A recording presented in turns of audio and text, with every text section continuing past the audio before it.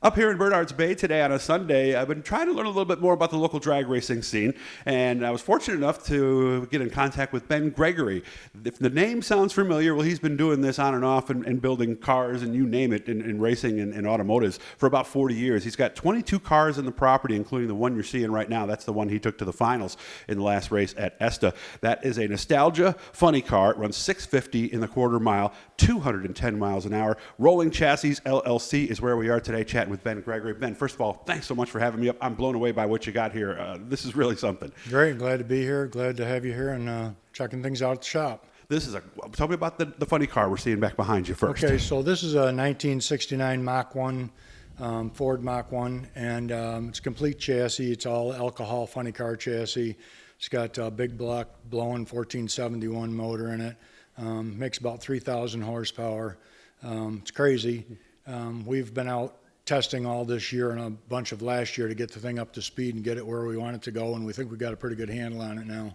How much traveling do you do with this car? Or because most guys I know, at least at this level, do travel around a little bit. Yeah, we try to keep it fairly local because of the testing proportion of it. If something goes wrong, we don't want to be 3 hours out trying to fix it. But Gotcha. We've been running with the Buffalo Superchargers, and we just did a big event at Lebanon Valley for the Nostalgia event there, which was 3 days long. We had a ball out there. We ran the car for 2 days, did a bunch of testing there. We're ready to go into the race on Sunday.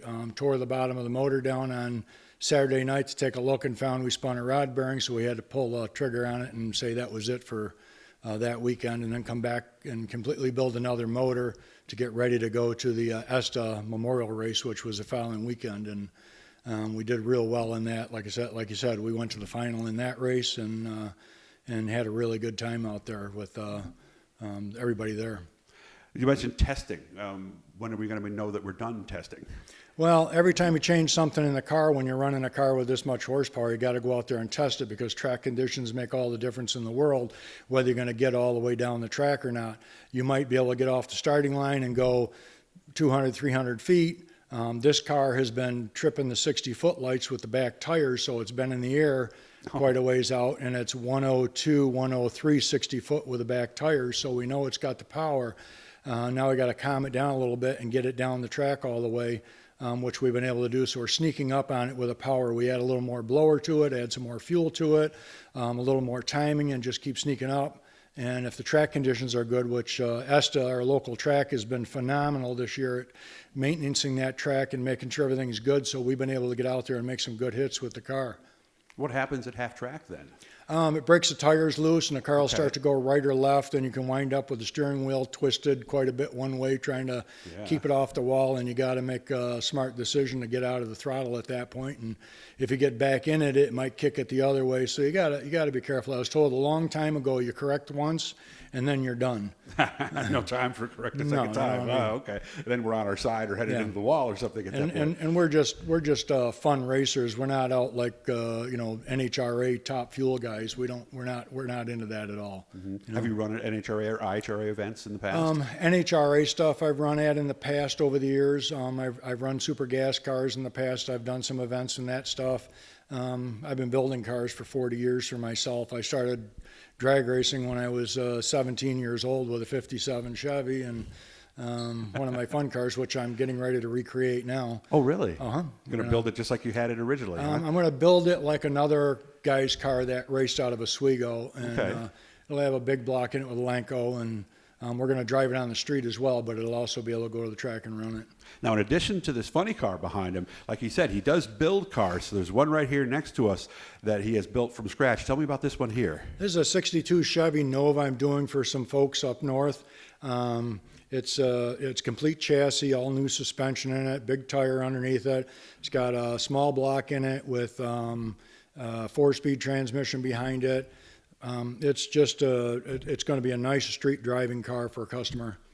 And it's not just that. Some of the other stuff I saw in the back, we actually do restorations, whether you want it on the street, whether you want it to be a retro mod, pretty much, or even all stock, right? Yeah, that's correct. We do everything in-house with the exception of the engine. The engine we subcontract out. We have a couple of subcontractors that do our engines for us and dyno test them and then get them back. And we've had great luck with White's Auto Supply, actually, and Cicero has done our motors for us for years.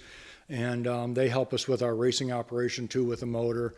There's just about nothing that we can't do in-house anymore. We have full machine shop. We've got an upholstery shop here. We do the paint in-house. We do all the finishing work. We design and build our own chassis. We have 2 chassis jigs. There's really nothing that we can't build here anymore. It really does sound that way. Some of the cars in the back, there's a 59 Chevy back there that we'll show you that next time back. There's also a 69 Mustang. What was that, an old Oldsmobile, or what was it again? Yep, that's 31 Olds that we're doing for a customer back there right now, getting that done. Like I said, that gentleman's owned every car he's ever bought since he started driving, and he's 83 years old now. And I've done a bunch of work on his stuff, yeah. So obviously we need a fabricator because you can't find parts of that old Oldsmobile, can you? Right. You got to build or machine whatever we need for that car pretty much, you know. There's a few sources around for things, but a lot of the hard parts, you need to make those. I mean, even with today's current situation with the backup with the shipping and so on, we've had to fabricate panels and stuff for different cars that we normally can buy from a manufacturer because they just can't get them to us, you know. So we've got to either we stop or we make the part and continue on with the build, you know. So we've had to do a lot of that lately.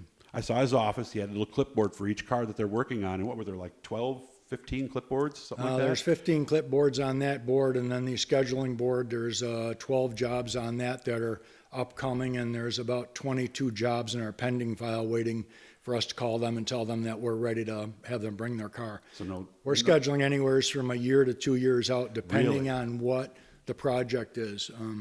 It's we've been very fortunate to be as busy as we are and have a very good crew of guys here. Now, if people are interested, they're listening to this and they've got something they want to either restore or turn into a race car, or like you said, just bring it back to all stock, how can they get a hold of you up here, Ben? Well, they can call me on, they can get me on the internet on my Facebook page, which is rollingchassisco.llc. On Facebook, I've got about 6,000 pictures on that format. And also the shop, the phone number is 315-675-3157 for the shop. And if anybody's interested and wants to stop out here and just take a tour through the shop, we welcome that every day, no problem. Come in, take a look around, see what we're doing in the shop, and we have no problem with that. It's great. And we're going to be back up in a little bit. I know my dad's going to love this. And what I'm going to do is I'm just going to get the camera and I'm going to go handheld and show you guys some of this interesting stuff that they're working on. And obviously we're going to be out to ESTA next year and see you in this car. Ben, thanks so much for having me up. I'm blown away. I never know what I'm going to see when I come up to some of these places. Some are little tiny garages in the forest. Some are high tech. And I got to tell you, this place here is wonderful. Thank you so much for having me. Thank you for having me, or having it coming up. Thank you. Hit the Blue E, guys, and subscribe. And every time we're talking to somebody cool, we're doing a lot of cool things this off season, so make sure to come along with us. Thanks again, Ben. Thank you.